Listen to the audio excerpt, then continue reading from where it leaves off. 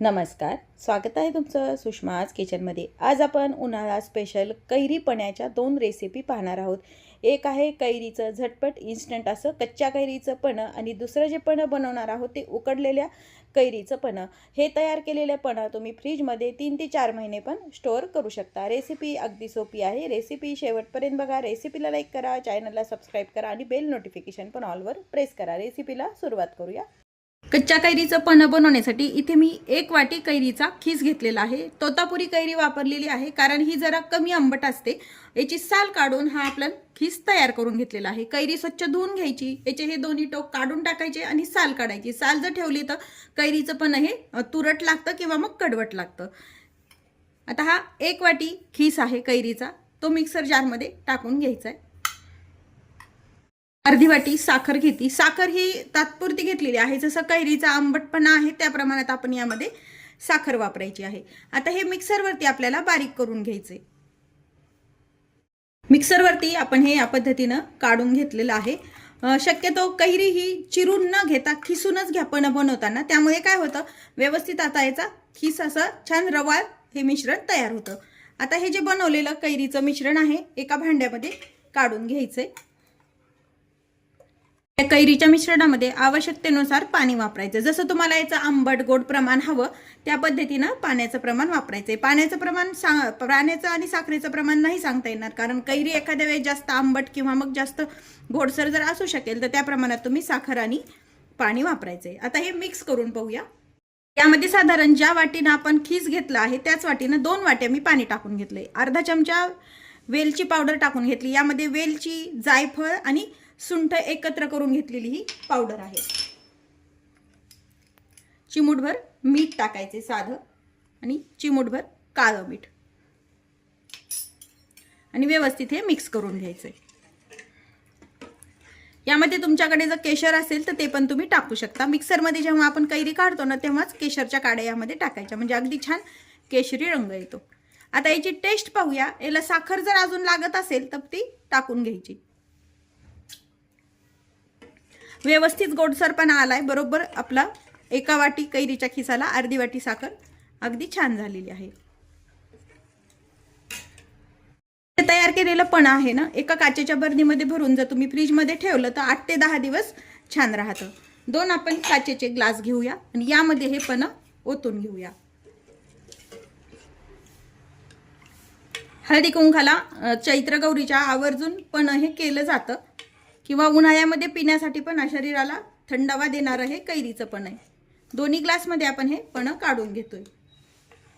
कच्च्या कैरीचं झटपट पन्ह आपण तयार करून घेतलेलं आहे। वरतून थोडीशी वेलची पावडर टाकायची। आता आपण उकडलेल्या कैरीचं पन्ह तयार करूया। उकडलेल्या कैरीचं पन्ह बनवतोय त्यासाठी इथे मी 2 कैऱ्या घेतलेल्या आहेत। अर्धा किलो कैरी आहे ही साधारण। ह्या तोतापुरी कैऱ्या आहेत।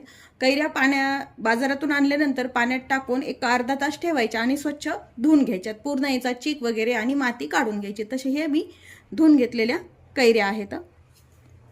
कैरी आपल्याला उकडून घ्यायची। इथं मी हे देठ काढून घेते याचं दोन्ही कैरीचं, कारण यामध्ये कसं चीक असतो ना त्यामुळे ते उकडताना उतरले जातो। आणि एका भांड्यामध्ये ठेवून घ्यायची।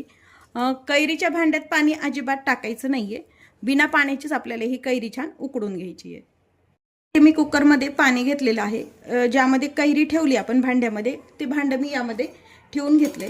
वरतून फिट बसेल असं याला झाकण टाकायचंय, म्हणजे खालचं कुकरमधलं पाणी वरती भांड्यामध्ये जात नाही।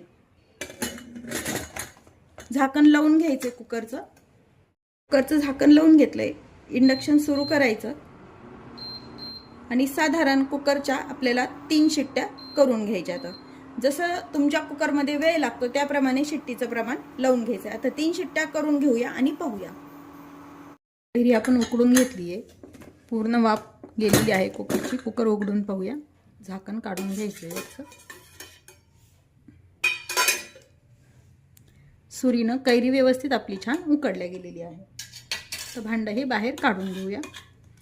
उकडलेली कैरी आहे दुसऱ्या भांड्यामध्ये मी काढून घेते। कैरी अजून गरम आहे त्यामुळे थोडीशी थंड करून घ्यायची आणि मग याची आपल्याला साल काढायची। कैरी थोडीशी आपली थंड झाली आहे।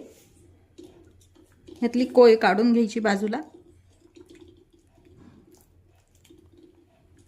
दोन्ही कैरीची तशीच आपण कोय काढून घेऊया। यातली कोय काढून घेतलेली आहे। सालीला आपल्या थोडासा गर राहतोय, तो गर पूर्णपणे आपल्याला काढून घ्यायचा आहे। या पद्धतीने सर्व सालीचा गर आपण काढून घेऊया। फक्त साल येऊ देऊ नका त्यामध्ये, नाहीतर तुरटपणा येतो। मी साल बाजूला ठेवून द्यायची। राहिलेल्या सालीचा पण गर या पद्धतीने काढून घेऊया। सर्व सालीचा गर आपण काढून घेतलाय, त्याच पद्धतीने कोईचा पण गर आपण काढून घ्यायचा आहे। त्यामध्ये गुळाचं प्रमाण लक्षात येण्यासाठी तयार केलेला गर जो आहे एका भांड्यामध्ये टाकून मोजून घ्यायचा आहे, म्हणजे आपल्याला गुळाचं प्रमाण व्यवस्थित लक्षात येतं किती घालायचं ते।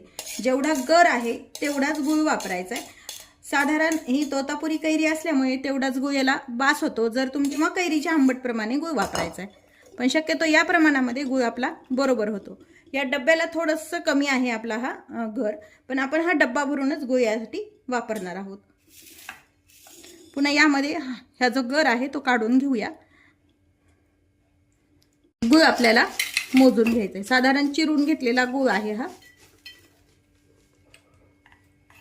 डब्याला थोडासा कमी गर होता, पण मी अगदी डब्बा भरून गुळ वापरते, म्हणजे व्यवस्थित बॅलन्स होतं ते। यामध्ये टाकून घ्यायचा आहे। गुळ आणि कैरीचा गर व्यवस्थित मिक्स करून घेऊया। फक्त हे अशी पद्धतीला थोडासा वेळ लागतो, त्यामुळे पटकन मिक्सरवरती काढायचं असेल तर तसं पण तुम्ही काढू शकता। आता गुळ यामध्ये आपण विरघळून घेतलेला आहे। आता हे जे पण आहे गुळाच्या काड्या खडे वगैरे असतात यामध्ये, त्यामुळे आपल्याला हे गाळून घ्यायचंय। चाळणीवरती थोडं थोडं टाकून घ्यायचंय, एक खाली भांड ठेवायचंय आणि व्यवस्थित असं चमच्यानी हलवायचं, म्हणजे खाली हे पण छान गळल्या जातं आणि गुळातला कचरा वगैरे वरती राहतो आणि स्मूथ अशी पेस्ट आपली तयार होते। पाहू शकता या पद्धतीने हे सर्व पण आपण हे गाळून घेऊया केलेलं मिश्रण। तर आपण चाळणीतून छान गाळून घेतलेलं आहे। आता यामध्ये वेलची पावडर टाकायची 1 चमचा भरून, थोडंसं काळं मीठ आणि थोडंसं साधं मीठ आणि मिक्स करून घ्यायचंय। हा जो तयार केलेला गर आहे, इथे मी स्वच्छ काचेची बरणी एक धुवून घेतलेली आहे। शक्यतो काचेच्या बरणीमध्येच कोणतंही आंबट स्टोअर करावं। स्वच्छ धुवून कोरडी करून घेतलेली आहे, यामध्ये आपल्याला भरून घ्यायचं आहे।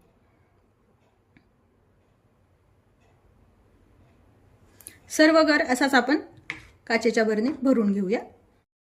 तयार केलेला कैरीच्या पन्याचा गर तुम्ही फ्रीजमध्ये 3 ते 4 महिने पण स्टोअर करू शकता। फक्त काळजी एवढीच घ्यायची की याला कोणतेही पाण्याचे हात लागले नाही पाहिजेत। पाणी जर लागलं तर हा गर टिकत नाही।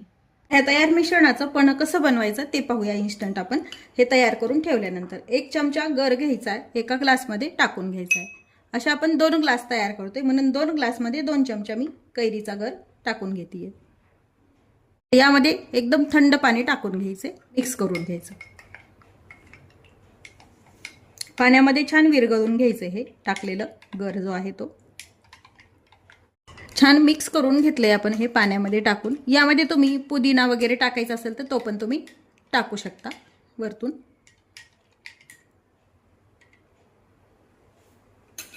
आता एक बर्फाची क्यूब यामध्ये टाकून घ्यायची।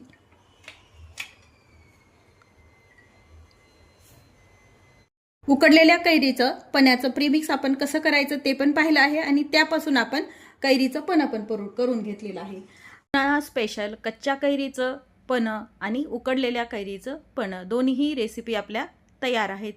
हे तयार केलेलं पण कच्च्या कैरीचं तुम्ही 8 ते 10 दिवस फ्रीजमध्ये स्टोअर करू शकता आणि उकडलेल्या कैरीचं जे पन्याचं प्रीमिक्स आहे ते तुम्ही 3 ते 4 महिने पण स्टोअर करू शकता। रेसिपी तुम्हाला कशी वाटली कमेंटमध्ये नक्की सांगा। तसेच रेसिपीला लाईक करा, चॅनलला सबस्क्राईब करा आणि बेल नोटिफिकेशन पण ऑलवर प्रेस करा। अशाच नवीन रेसिपीसोबत पुन्हा भेटूया। तोपर्यंत बाय बाय। व्हिडिओ पाहिल्याबद्दल धन्यवाद।